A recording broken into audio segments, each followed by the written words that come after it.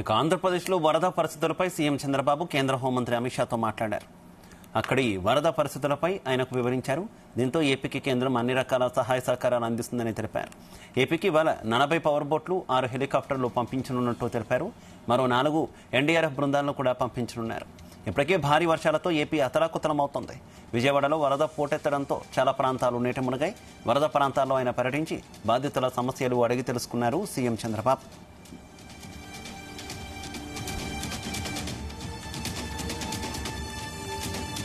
ఇదే విషయానికి సంబంధించి మరింత సమాచారం మా కరెస్పాండెంట్ నాగేశ్వరరావు అందిస్తారు. నాగేశ్వరరావు, ఇప్పటికే కేంద్రంతో ఏపీ సీఎం చంద్రబాబు సంప్రదింపులు జరిపినట్టు తెలుస్తుంది. పూర్తి స్థాయి సహకారం కేంద్రం అందించడానికి కూడా హామీ ఇచ్చినట్టు సమాచారం. అప్డేట్స్ ఏంటి?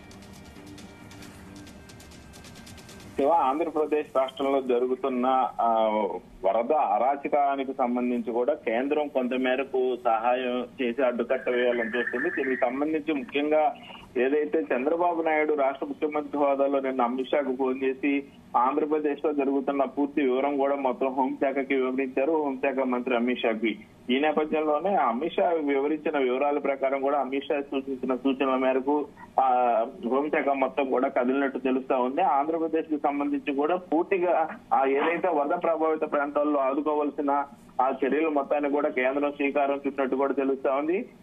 దీనికి సంబంధించి కూడా హోంమంత్రి అమిత్ షా దేశ ప్రధానికి కూడా వివరించిన పరిస్థితి అయితే ఉంది.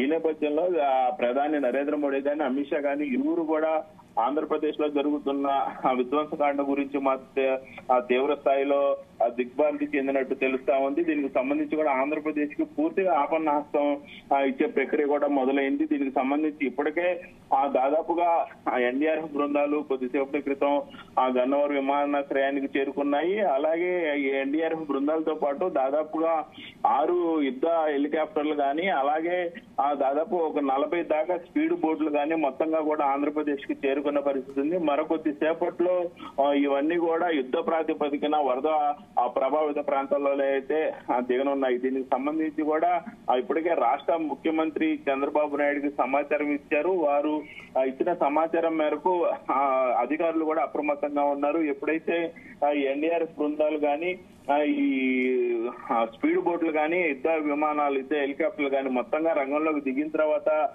ఎక్కడెక్కడ ఉపయోగించుకోవాలి, ఎక్కడెక్కడ ఎలా చేయాలనే దాని మీద కూడా విస్తృత స్థాయిలో విచారణ అయితే చేపట్టారు. అలాగే ఏదైతే సమీక్ష సమావేశం నిర్వహించి అధికారులు యుద్ధ ప్రాతిపదికన విజయవాడ గన్నవరం నుంచి ఎప్పుడైతే 40 పవర్ బోట్లు బయలుదేరుతాయో 40 పవర్ బోట్లు బయలుదేరిన వెంటనే కూడా వాటిని ఎలా వినియోగించుకోవాలనే దాని మీద అయితే ఇప్పటికే సమీక్ష నిర్వహించారు. దాదాపుగా ఏదైతే ఆర్మీ హెలికాప్టర్లు వచ్చినాయో ఆర్మీ హెలికాప్టర్ల ద్వారానే 40 పవర్ బోట్లన్నీ డైరెక్ట్ గా వరద ప్రభావిత ప్రాంతాల దగ్గర దించే పరిస్థితిని కూడా సమీక్ష నిర్వహిస్తా ఉన్నారు.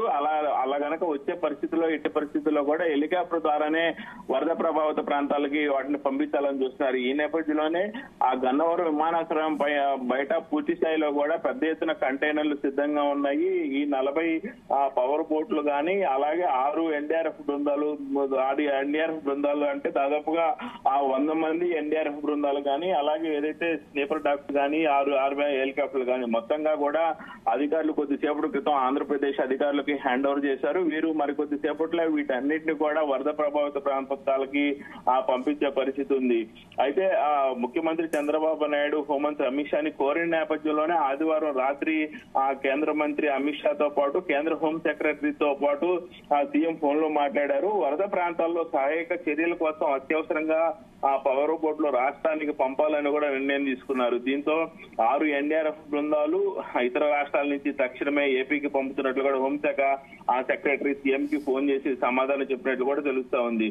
మొత్తంగా చూసుకుంటే 40 పవర్ బోట్లు 6 హెలికాప్టర్లతో పాటు 6 ఎన్డీఆర్ఎఫ్ బృందాలను కూడా పంపించారు. మొత్తంగా చూసుకుంటే ఇవి ప్రస్తుతం గన్నవరం విమానాశ్రయానికి చేరుకున్నాయి. గన్నవరం విమానాశ్రయం నుంచి కూడా మరి కొద్దిసేపట్లో బయటికి రాబోతున్నాయి. ఈ నేపథ్యంలోనే రాష్ట్ర హోంశాఖకు కూడా వీటన్నిటిని హ్యాండ్ ఓవర్ చేస్తున్న పరిస్థితి అయితే ఉంది. హ్యాండ్ ఓవర్ చేసిన అనంతరం కూడా యుద్ధ ప్రాతిపదికన ఎక్కడైతే ఇప్పుడు తాజాగా కూడా మనకి అమరావతి గుంటూరు ఉమ్మడి గుంటూరు జిల్లాలోని అమరావతి అమరలింగేశ్వర స్వామి ఆలయం ఉన్న అమరావతి గ్రామంలోకి తాజాగా వరద నీరు వచ్చింది. ఎప్పుడు కూడా చరిత్రలో అమరావతి ఆ గ్రామంలోకి వరద నీరు వచ్చిన ఆ దాఖలాల్లో అట్లాంటిది వరద నీరు మొదటిసారిగా అమరావతి గ్రామాన్ని ముంచెచ్చాయి. దాదాపుగా 4 నుంచి 5 అడుగుల దాకా ప్రవహిస్తున్న పరిస్థితి ఉంది.